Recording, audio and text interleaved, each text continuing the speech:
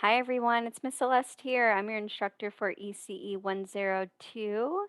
And I hope you've been having so much fun watching these videos and getting some insight into all our course objectives. And I hope it's been really helpful for you. And please, at any time, ask any questions because, again, I am here to support you. So we are in week 3, part 10 in this course. So we are now moving past the halfway mark. So congratulations on accomplishing all these videos and work and assignments and readings because it is a big accomplishment. So congratulations. Before we start, I am just going to give an overview of our week's assignments.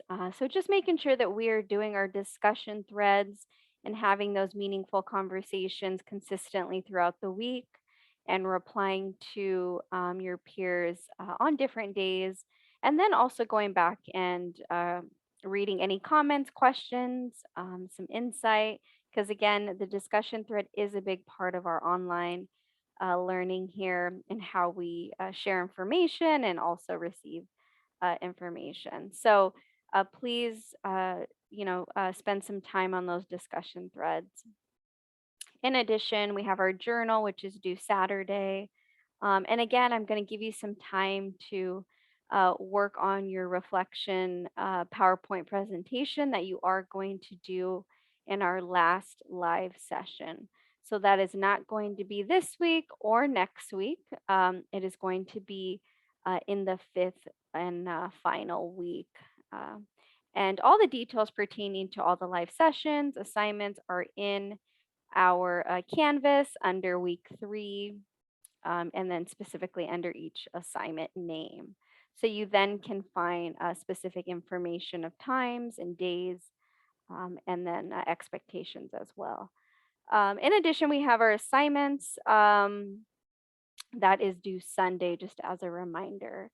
And I did also want to mention our classroom, hands-on learning that we're going to be doing throughout the weeks. And I've kind of set it up so you're accomplishing hours weekly, just because we do need to fulfill that 45-hour requirement for this course.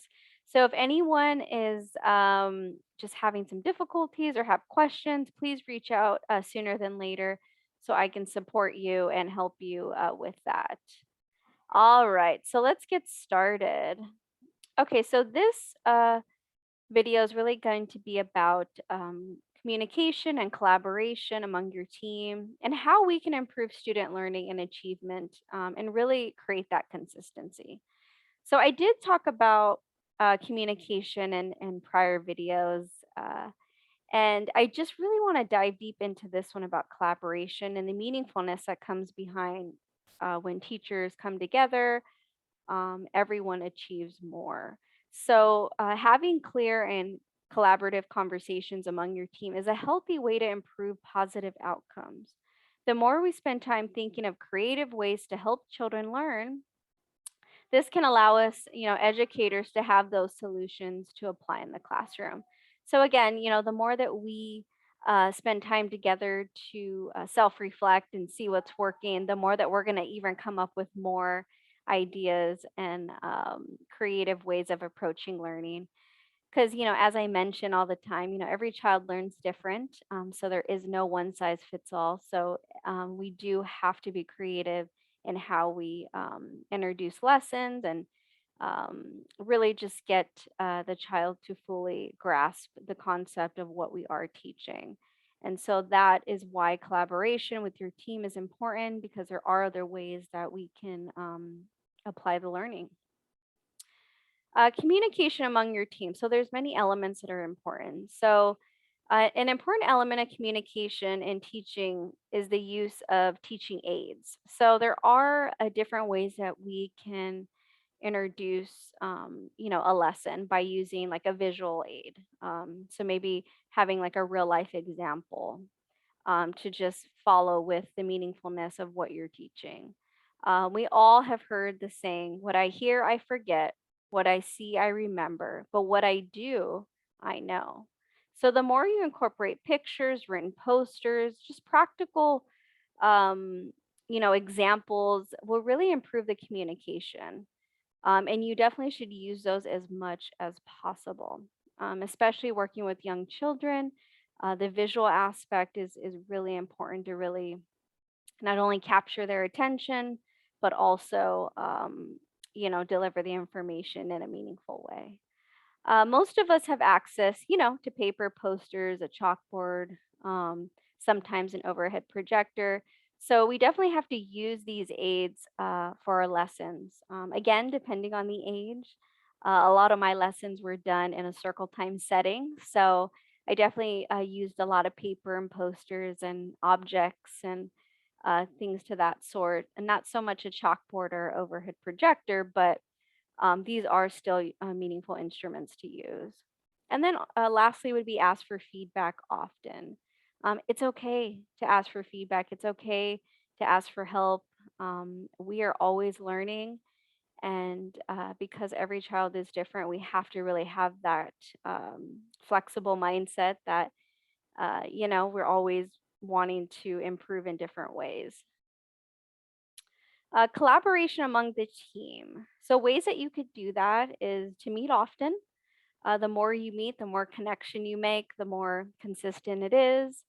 Allow others to share insight openly. So, having that forum where others are able to communicate confidently and openly, and it's welcomed. I mean, it's definitely, when an environment is, in that setting, others tend to want to share more openly. Also, exercise active listening and be involved in the collaboration. So, share your ideas, but also listening is a big part of communication. Try new things. So, if others have other ideas, really, try it before we may comment on it or maybe say, uh, we're not so sure, but let's really try new things to really have meaningful feedback on what the outcome may be. Um, Another is make a plan and discuss the shared vision and goals.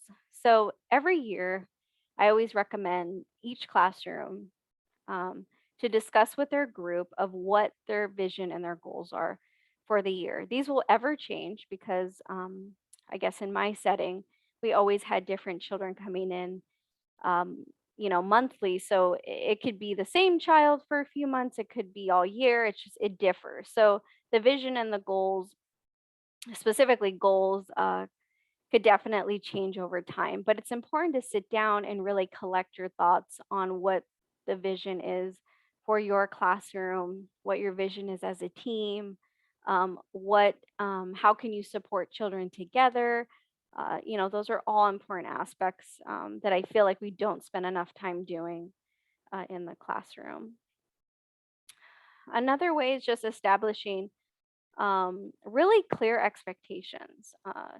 So, what I find sometimes is in a classroom, although teachers may have been given direction to do X, Y, Z, and maybe they're not doing it to what um, maybe you expected them to do it.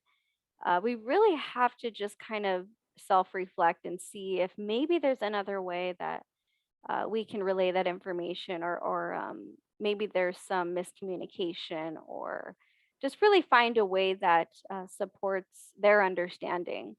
Most of the time, I find that it's just a big misunderstanding, and we just have to meet often and actively listen to how we can support the team openly.